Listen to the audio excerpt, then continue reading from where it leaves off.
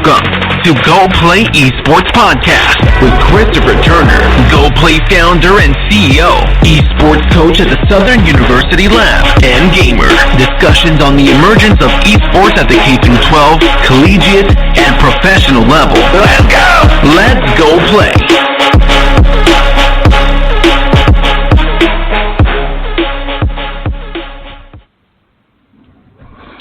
Hi, this is your host, Christopher Turner. This is another episode of Go Play Esports Podcast, where we discuss everything under the sun esports, from K-12 education to professional. I'm just excited to be a part of the industry still, to be a part of the thread of things.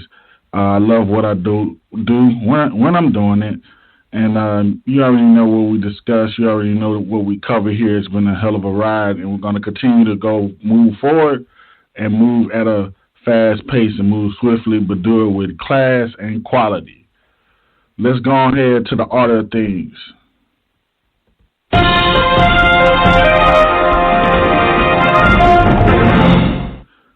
Esports news of the day. 100 Thieves finds official audio partner in JBL. North American organization, 100 Thieves appointed American audio company JBL as his official audio partner. The organization players will be equipped with JBL Quantum products for competing and streaming. JBL only recently expanded to the gaming in January of 2020. Big move for JBL. They've been making some strides, been making some leeway within esports. I remember I was born in 84, man, so I'm like 35 years old. I remember JBL being a big brand back when I was growing up, man, and I saw them make a move and insert themselves into the 2K gameplay, and I thought that was a good move for them. This is a good move for them to partner with 100 Thieves. And let's drop that bomb for 100 Thieves and JBL for doing an awesome partnership.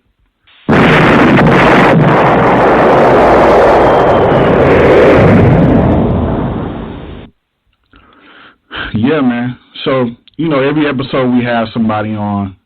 Today's no exception. What this guy has done as far as partnerships, marketing, modern day marketing, pushing the envelope and merging brands and connecting brands together and brand awareness has been awesome. Can't wait to talk to him, wait to kind of pick his brains on where he thinks esports is going and what he has up down the pipeline.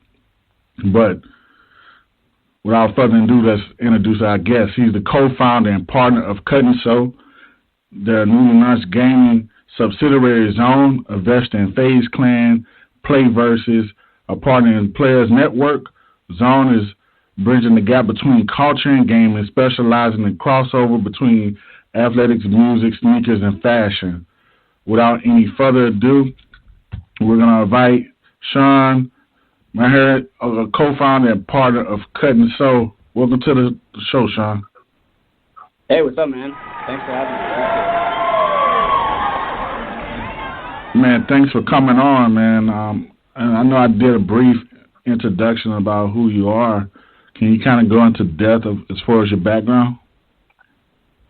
Yeah, for sure. I mean, originally from New York, moved out to LA for a hot second, and then found myself in Atlanta shortly after that to kind of dive a little bit deeper into the tech and startup space. I was on the ground floor of a social app that basically connected people within a 5-mile radius of each other, sort of like an anonymous Twitter.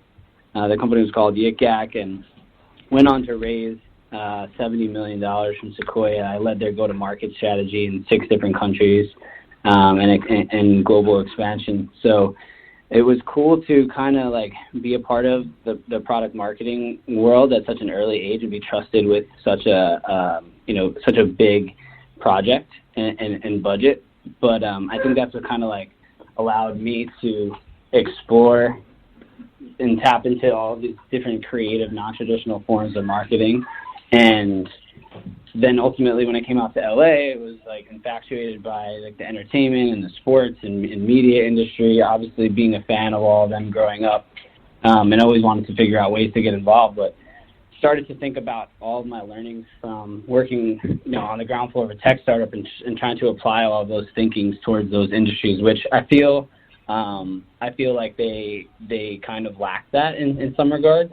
They were very industries that are very set in their ways, and industries that haven't really like looked at things from like a grassroots perspective in the way that like startups had been at the time.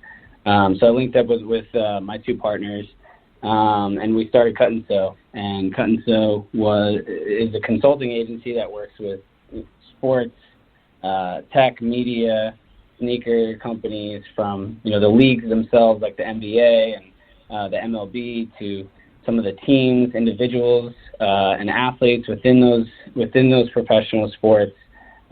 Work with companies like Venmo, like Turtle Beach, and we found after like 2.5-3 years of working on Cut and Sew, in the past like 6-7 months, we were looking back at all the clients we've been working with, and we found that almost over 50% of them were in the gaming and esports space.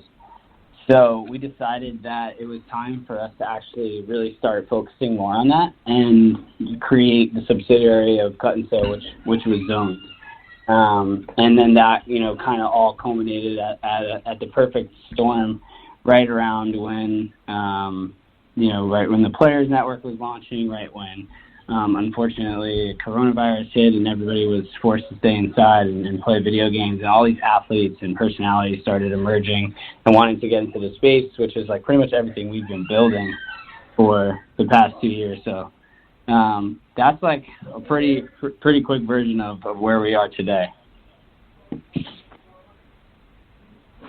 So, like, going back, before you actually started Cut and Sew, how did you actually see like the esports gaming industry? You said it was kind of lacking that lifestyle brand, but these brands are, for me, in my opinion, they were lifestyle brands. So, can you walk us through how those first initial communications were with these brands to kind of say, hey, you are a lifestyle brand, and this is how you get to from A to Z as far as branding yourself that way?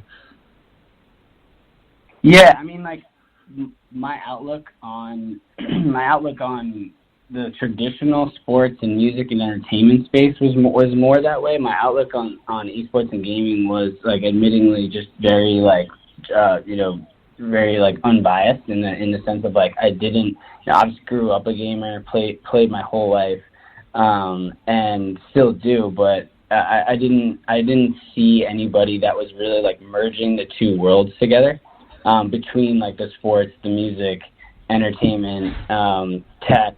You could see glimpses of it, and then I think that's where we like became really interested when we started forging like these relationships with guys like Kickstradamus, who's like the NBA's top sneaker customizer, and Josh Hart and Maher, who are two of the biggest names in the crossover space of athletes and gaming. And by talking to like those three guys, and then and even like coming up with really clever ways to collaborate, like when Josh launched his Twitch channel, we made him a custom pair of sneakers through Kickstradamus that he wore on the court that had his Twitch username on it, and it made a lot of noise, and we started realizing that like the world of sneakers, the world of music, the world of sports, gaming, like they're all colliding in some way. And for guys like us, we identified ourselves. We didn't see ourselves as like professional, obviously like professional gamers or anyone that was like super interested in some of like the really popular games like League of Legends or World of Warcraft or CS:GO or anything. We just we knew who we were, and we were comfortable with it. We're like the Halo guys. We're the Call of Duty, the Apex, the FIFA, the Madden, the 2K, the Super Mario type of guys. And like there's a huge market for that, but I think the world just weren't converging yet between like the non-endemic and the endemic sides of the space, and FaZe was really one of the first people to really own that space, and that's why we got involved with them. And I think from getting involved with them, and then from being around, you know, some of the athletes that we were working with on other projects, we realized that there were so many synergies, like too many synergies. And then there's just other, you know, people in this space that we've been collaborating with, like Colette and Jemmy from Nbox, who has, you know, an incredible career and background in sneakers, and they started opening up our eyes when we hosted a panel for the MLB All-Star Weekend in DC, and she spoke on the panel, and it was just like all these friendships that we were making in the space, and people that were coming over from like sneaker companies and coming over from, you know, like lifestyle brands and fashion brands were all getting into the esports and gaming space. And I think that's where we realized that there is an opportunity for us all to kind of like partner together and come up with a solution to bridge these worlds. So I have a question. I have a bunch of questions, but listening to you talk, this question wasn't even in my notes. So, do you see like the same trend that we saw in hip hop? Do you see an esports athlete probably getting a sneaker at some point? An esports athlete getting a sneaker? Yeah, like, you know, like hip hop artists did, like they've crossed over and did custom sneakers. Evidently, it's a culture thing. Like, I'm a sneakerhead and I'm a gamer. I'm kind of in the same lane you are. Do you see that trajectory happening at some point, since it's such of a merge between gaming, you know, fashion, music? Do you see that probably happening in the near future? Yeah, definitely. First of all, it's already happened. Ninja got a deal with Adidas, and I don't know if you're, you know, specifically talking about like a professional esports athlete, because he you know, he's a streamer. He's a streamer. Yeah. But I can definitely see it happening. I think what needs to happen first is the CDL needs to become a little bit more commercial than it currently is, and I think they're very much on their way to becoming that. In the very near future, but I think that like what we need to like start thinking about is just start to look at esports athletes and gamers as a whole. Is like, I'm not thoroughly convinced yet that you need to market to them separately. That you don't need to like create like a product that or branding that strictly caters towards the gaming industry or that specific gamer. I think there's an opportunity for brands like Coke and brands like Red Bull to come in and really like take over like the, you know, the energy space in gaming. Like, I don't think it has to always be like a, you know, a G Fuel or like a Respawn or like, you know what I mean? Like, there's a difference between those two brands. Like, I think like at the end of the day, like everyone wants to sign with Nike, everyone wants to sign with Adidas. Those brands can come in and they can create a product that can encompass like all different walks of life. Like, it doesn't have to be like, this is the shoe that you wear if you're a gamer.